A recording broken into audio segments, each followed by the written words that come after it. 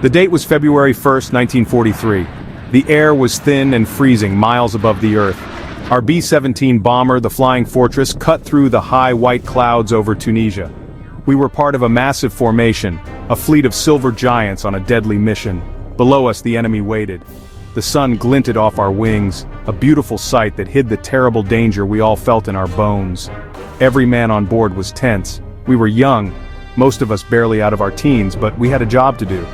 We were flying deep into enemy territory, and we knew the sky would soon be filled with fire and steel. This was the reality of war, a constant hum of engines mixed with the silent prayer that you would make it home. Our target was the docks at Bizerte. The mission was critical. We had to disrupt enemy supply lines. My name is Staff Sergeant Alan McGee. On that day, my world was a tiny, cramped space at the very back of the B-17. I was the tail gunner. My job was to protect our six, to watch our back for enemy fighters trying to sneak up on us. It was one of the most isolated positions on the plane. I was separated from the rest of the crew by the long, narrow fuselage. My only connection to them was the intercom system.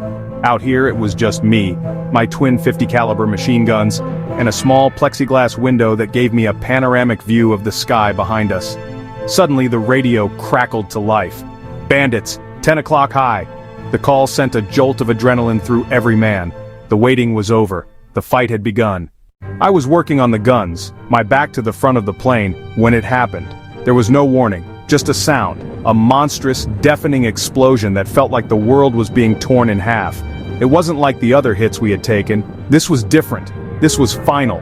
A German fighter had scored a direct hit on our right horizontal stabilizer, the wing-like structure on the tail. The force of the blast was incredible, a physical blow that threw me against the wall of the fuselage. The tail of our B-17 was breaking away. I watched in absolute horror as the metal twisted and groaned, screaming in protest as it was ripped from the main body of the plane. I was trapped. I was alone in a piece of wreckage, a broken-off tail section now completely detached from the aircraft.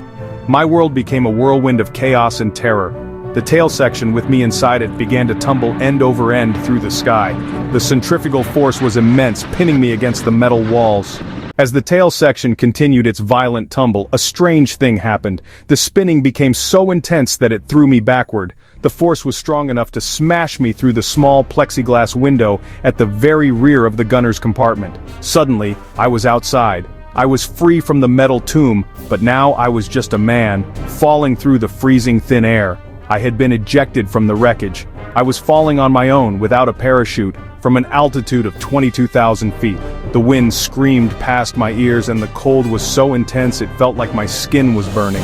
The world was a blur of blue sky and distant brown earth. I was unconscious for part of the fall. The shock, the lack of oxygen at that altitude, and the violent ejection from the plane had knocked me out.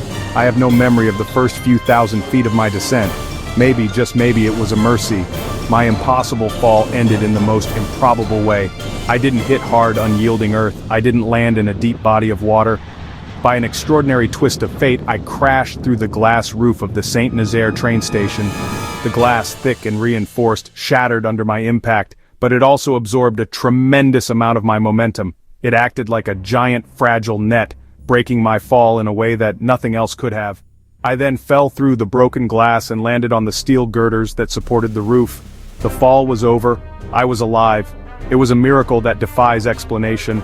I was found by German soldiers who were stunned to see a man literally fall from the sky and live. They carefully got me down from the rafters. My injuries were severe. I had 28 shrapnel wounds from the initial explosion.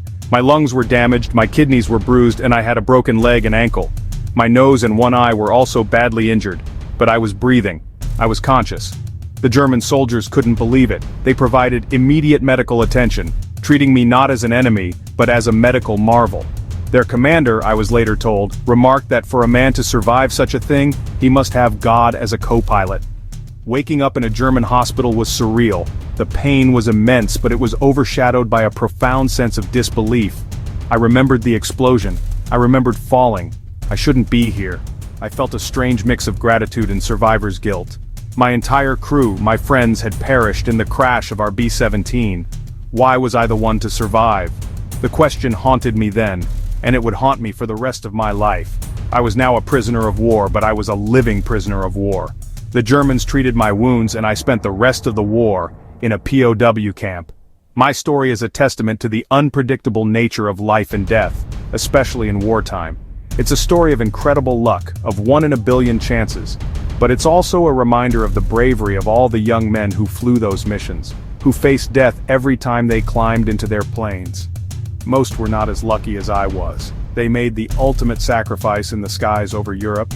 I survived to tell the tale, a tale of falling 4 miles without a parachute and living. It is a miracle that I carry with me every day, a solemn reminder of the friends I lost and the precious, fragile gift of life.